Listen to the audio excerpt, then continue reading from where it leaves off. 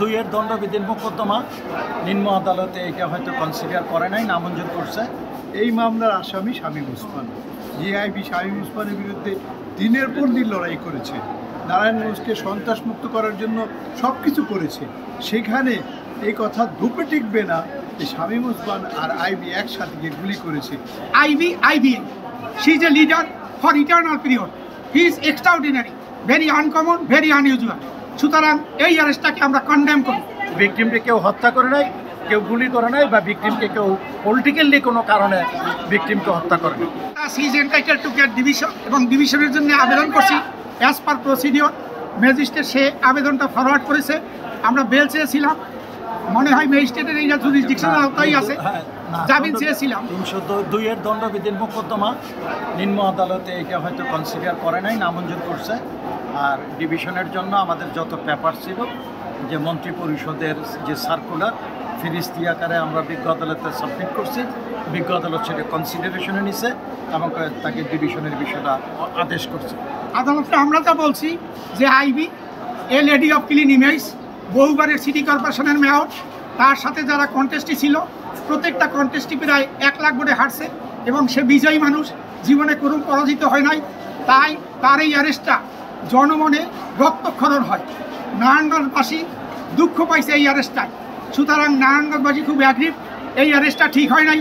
এই অ্যারেস্টটার কারণে বর্তমান সরকারের ইমেজ ক্ষুণ্ণ হয়েছে। আইবি she is a leader for eternal period. He is extraordinary, very uncommon, very unusual. সুতরাং এই অ্যারেস্টটাকে আমরা কন্ডেম করি।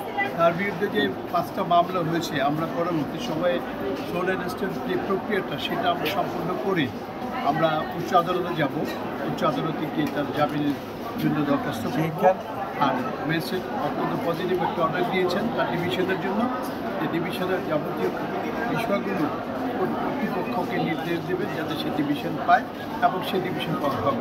এই মোকদ্দমাটাই মিথ্যা, কারণ ভিকটিম অ্যাক্সিডেন্ট করে মারা গেছে, অ্যাক্সিডেন্টে মারা গেছে, অথচ ওনারা হত্যা মামলা দেখেছে।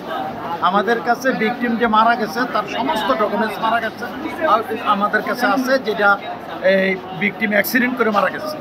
ভিকটিমকে কেউ হত্যা করে নাই, কেউ গুলি করে নাই, বা ভিকটিমকে কেউ পলিটিক্যালি কোনো কারণে ভিকটিমকে হত্যা করে নাই।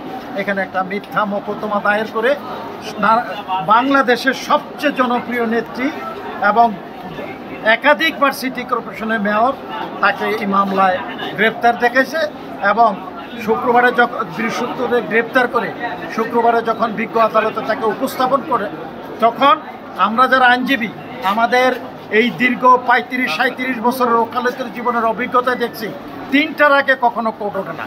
সেই দিন অ্যাবনর্মালি 9:30 বাজে কোর্ট তুলে, এবং এই যে আসামি পক্ষের কোনো আইনজীবী সেখানে তার দায়িত্ব পালন করতে পারে নাই, সেখানে সে এই ওকালতনামা দিয়ে তার জামিনের প্রেয়ার দিতে পারে নাই। অ্যাবনর্মালি ওনাকে এই কোর্ট তুলে তাকে 10টার ভিতরে নারায়ণগঞ্জ থেকে কাশিমপুর কারাগারে পাঠাচ্ছে। এইটা আমাদের এই যে নারায়ণগঞ্জ বিজ্ঞ আদালতে দীর্ঘদিনের যে সিস্টেম, এই সিস্টেমের ব্যত্যয় করছে, এবং এইটা যথাযথভাবে কোর্টের যে সময় সেই সময়ে কোর্টটা না, এবং একই দিন অন্যান্য যে মামলাগুলি ছিল সেই মামলাগুলি 3টার পরে শুনানি হয়েছে। শুধু এই মামলাটাই শুনানি করছে সকাল 9:30 থেকে 10টার ভিতরে। রাষ্ট্র ব্যবস্থা যদি এরকম হয়, এরকম একজন জনপ্রিয় নেত্রী যখন গ্রেপ্তার হয়েছে, সবাই বলছে দল নীতি বুঝি না, আইবি একজনই, আইবির পক্ষে হাজার হাজার মানুষ মাঠে নেমে গেছে। আমরা এই গ্রেপ্তারকে নিন্দা জানাই।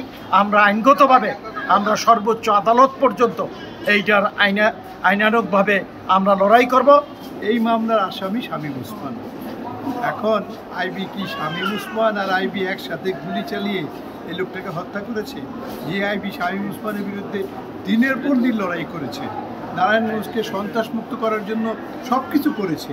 সেখানে এই কথা ধূপে টিকবে না যে শামীম ওসমান আর আইবি একসাথে গিয়ে গুলি করেছে, যেখানে আইবির কারণে শামীম ওসমানের সন্ত্রাসী বাহিনী নারায়ণগঞ্জের করে ক্ষতি করতে পারে নাই, রুখে দাঁড়িয়েছিল আইবি, মানুষকে প্রতিবাদ করতে শিখিয়েছিল আইবি।